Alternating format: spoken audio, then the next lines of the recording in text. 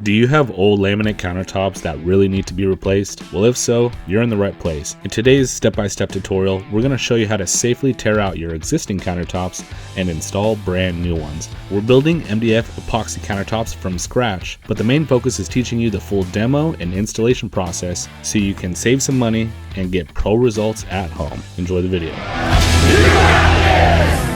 Today we're working inside a really unique 1950s style home that the homeowner has restored with this awesome Beverly Hills color scheme. We're talking pinks, greens, chrome trim, all the way down to the appliances. And for the kitchen, she wanted to have a solid turquoise countertop to match the rest of the space. Since this exact color is almost impossible to find in traditional countertop materials, she chose epoxy so we can color match it perfectly and build a custom look that fits the vintage style of her home. And the coolest part, I was on site for this full project, learning step by step from Mitch directly as we went. So in this video, you'll see the process from my point of view, how we prep the job site, safely remove the old laminate countertops, deal with the plumbing, fix some problem cabinets, install the new countertops, cut out the hole for the sink, and finish it up with the backsplash. And Mitch did a really good job at teaching me along the way, and so I wanted to share with you guys all the info that he taught me because I thought it was really valuable, and I hope with the new year it can help you update your old kitchen. So if you've been thinking about replacing your countertops or just want to learn how this all works, stick with us. Mitch is about to jump in and start teaching, and I'll take a step back and take you along for the ride so you can follow every step. All right, floor's covered, Luke. Most important step is not damaging the customer's stuff. But now we got to start demo on the old laminate. First things first, we got to get it deplumbed. Make sure your customer clears that out. It's always best case. Then you've got your P-trap. So you could take everything out. I usually take everything out to this joint here because then I don't have to worry about this water coming out. I need to make sure these valves are good. Older houses, the hot water valves usually can go out and you cannot shut off that water. So let's shut them all off at this point. Okay, good. Now let's do the hot. That one's already been changed. It's only a half turn instead of all those. Hallelujah. Now you're good to go. Now we're good to deplumb this whole thing. So I'll take this guy off.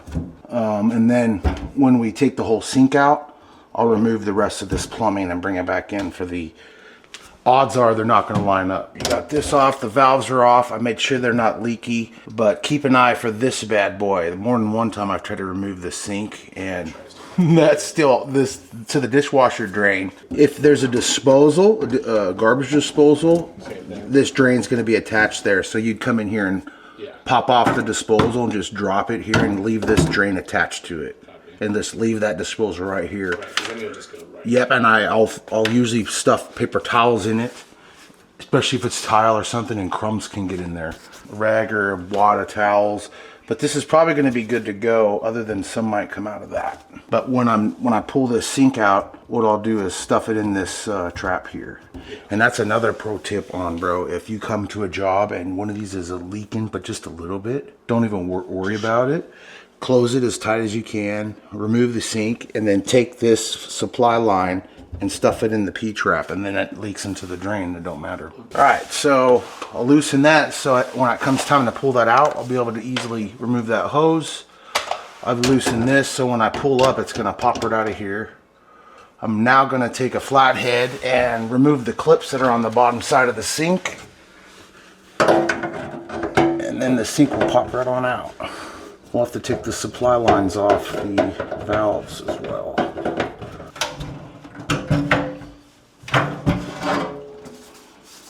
Am I clear? And I'm clear.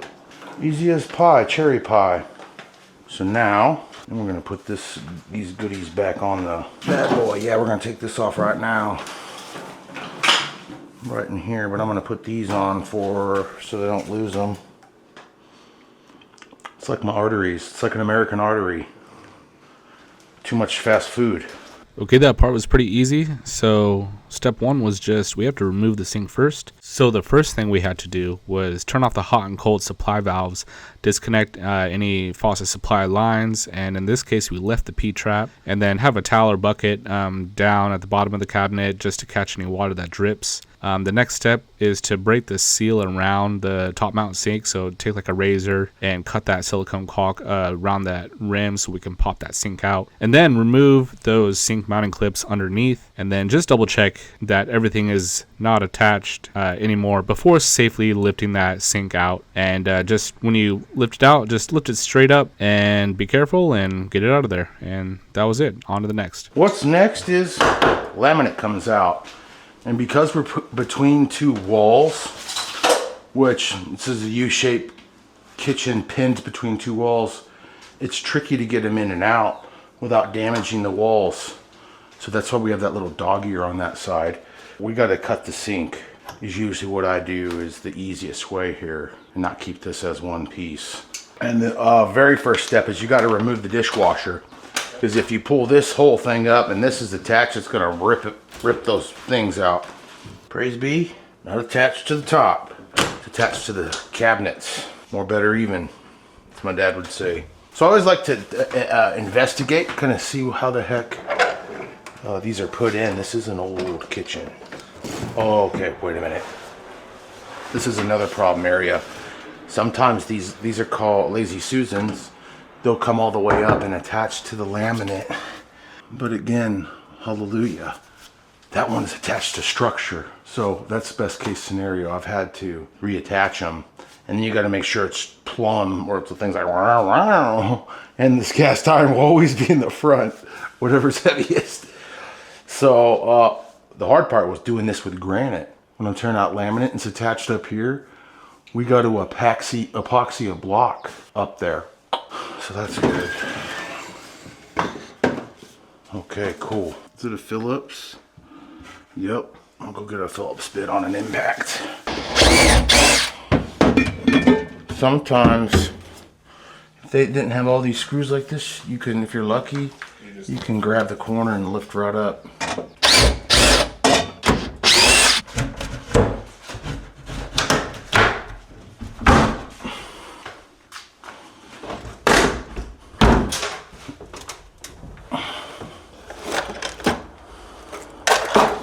So good pro tip when doing laminate demo, you never want to force something too hard, especially on older cabinetry. You don't know how this stuff was built.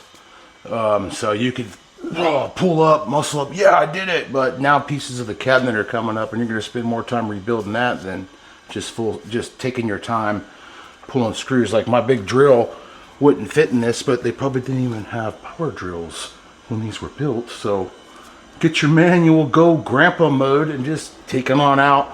It's better to be safe than sorry. Hey, we're out. Now let's cut that. I'm just gonna be safe. I'm gonna get the buzz tool, the multi-tool real quick. You could also use a Sawzall, but you have more odds of creating havoc with that. All right, we're gonna cut that countertop in half and go find a spot like the sink where you remove that sink and you only have a little bit to cut. If your customer is home, you don't want them to come look over your shoulder, grab the multi-tool. Makes pretty quick work out of it for the fastest work, but you may summon your customer from a very back room when she's doing work. Grab the Sawzall. It's gonna be loud, it's gonna be fast. It'll be like, all right, buzz time.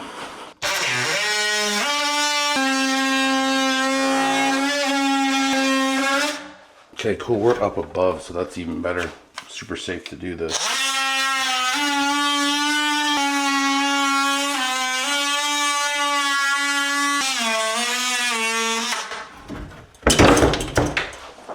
Boom. Look at their shims back here. Yeah, it's pieces of laminate. I guess they're kind of waterproof. That's a telltale sign that you're going to need shims on your project. Ooh, okay. We could take all those off. Yeah, because we're on a flat surface. Oh yeah, we got to fix that. That's easy.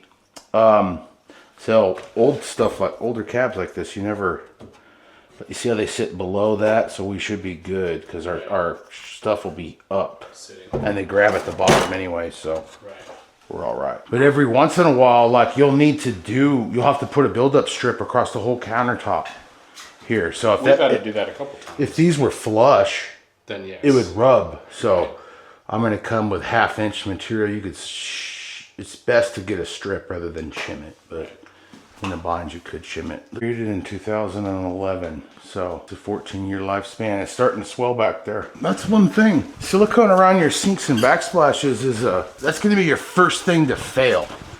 So if that silicone fails, it's going to start leaking. Water's going to start getting to the particle board. That's not a good day for particle board. So, but that's just some maintenance you need to do. Like you change your smoke detectors, you check your sprinklers in the spring. Check your silicone once a year. If it's looking black and moldy and gross, change it out. To change out silicone, it's a pretty simple process. You remove all the old stuff with like a razor blade, utility knife, a little scraper like that, and then retape it off and caulk it right back in. In best case scenario, I'd loosen the clips so you could get glue right under there. Put new glue right under your lip, but I'd want to get all this junk off of there. Put a new bead of silicone, then tighten those clips, tape it off about a 1/16 outside that sink lip. You already have a line there, it'll be easy. And then wipe that off. Use acetone or 91% isopropyl alcohol to get all the residue off your stainless steel. It comes right off while it's wet. Peel the tape, silicone will be another 10 years good to go. The more you know, kind of cool. CBS got the good catchphrase. What would my catchphrase be? Stone Coats is, you got this. That ain't mine. Let me know in the comments below what Big Mitch's catchphrase should be. Hope you guys are enjoying the video. Now I'll get back to work. Got one more guy back here. We're gonna use leverage. It's just glue, but leverage, science. They just had a big blob of glue on that back corner because I couldn't screw it down, and they have more shims. Okay, stand it up. What do you got the heavy ends? It's so heavy. I don't think we can do this. Top's off. Now we're gonna remove all these blocks, and then it's time to bring in the piece. And then we'll lay out the sink, cut out the sink. Oh, I gotta remove that. Let me remove that too. So Luke, you can pop off these blocks while I'm digging out this thing if you want. I'm gonna save that and use that as a template. Okay, let's do another quick recap. So the first thing we did was we inspected underneath to see how the countertops were attached to the cabinets. In most cases, they're just gonna be screwed down and glued. So just unscrew all the ones that you can find, gently pry up the countertop where you can, go across the whole length of it, and it should separate. And then if it doesn't, don't force it. You don't wanna give yourself any unnecessary repairs on the cabinets. In this case, the top was a little bit too large to pull out in one go, so we did have to cut it at the sink. So pro tip, have a multi-tool ready. That made that step really easy. And then no shame in grabbing some help. Sometimes these laminate countertops can be a little heavy. Well, this is a piece of trim. You got to dissect these. Often these are installed with just glue because there's no real way to fix this in there. So, which it's true, there's a giant caulking bead. Goodness gracious. So they had a little piece of quarter round as trim. I'll leave that for them, or I'll put it back in. No, they'll need a new one because they'll need a bigger piece. So I'm gonna go get my buzz tool now, aka this thing, and buzz into the caulk and try to get it out.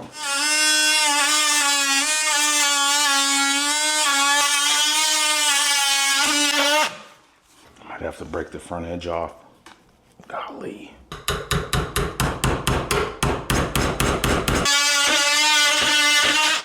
I gotta come up evenly or else it's gouging into the wall.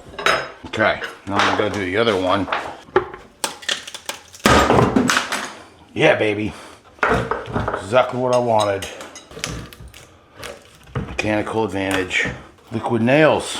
This was a 14-year-old liquid nails. Still operating wonderfully. Dang you liquid nails, I hate that. Man, it stinks still.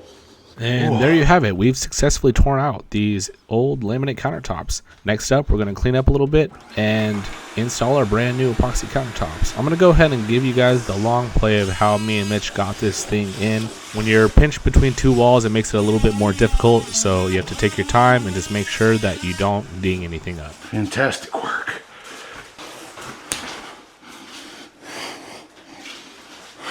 Okay, now put out your bottom. Right. What we got to do is we got to lay it flat. I got to get off the top. You got to get flat and flush to the wall. Okay. Good work. Come on. Okay, cool. Get her all the way to the wall. I'm on the wall. Perfect. Now go in, slide in. Okay, going down. Hell yeah. Go on that far end like I just did.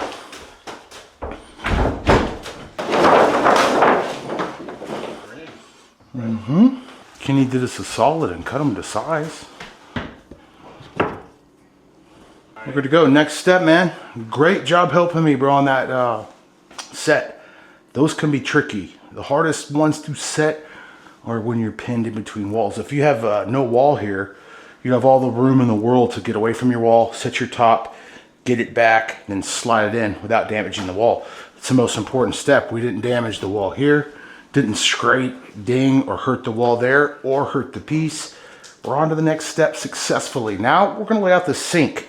So I'm gonna grab some tape, a couple of those squares, and I'll find center point right here on the center of the sink cabinet, and then I'll put some tape up here. We'll lay out our cut, grab a jigsaw, grab a drill bit, and then cut this out and be ready to glue that in. All right, buddy, let's grab the sink. So sink time. Sink time. And you dry fit the backsplash, yeah? Yeah, I grabbed that to see if I even needed to chop saw it. Kenny, fabulous fabrication, but I will brush a little bit off of there. That's a fantastic template. So if you start with a good foundation, the house is going to be pristine. Coming in with a new adjective, not super. We're evolving. We are. We're growing here at Stone Coat Epoxy. It even comes with its own branded terry cloth. They had it on sale. That's good. No, it's a good sink. It's nice and thick. That's what you want in a sink like this. Comes with its own. But you are going from a 2-bowl to a 1-bowl, so you'll need to get some new plumbing, a new P-trap and everything. It does come with the basket, so you could just let the plumber know. So see how that has 2, just like this? It's not a big deal. You might even be able to use this, to tell you the truth, with what you have, because you only have 1 drain now instead of the 2. But you do need this installed with it, because that's your drain for the dishwasher. I'm kind of just seeing where I'm going rough, because then I'm going to get out my tape and put it under it so I can start marking on it. But I try to kind of center it, keeping the backsplash into consideration. So I'll bring her a little bit off of that. The standard sink setback varies from your undermount or top mount sink. Undermount being mounted under the counter, top mount meaning cut it out and set it in from the top. The standard for your undermount is about 4 inches. Your top mounts, those vary because they vary in size so much, so you're often centering your top mount on whatever size countertop you have, keeping in consideration your backsplash. So the backsplash does not need to be installed to cut out your sink. Just know that you've got 3/4 inch piece of backsplash going back there. So whatever you do, don't jam your sink all the way back, so then this is sitting on top of that sink lip.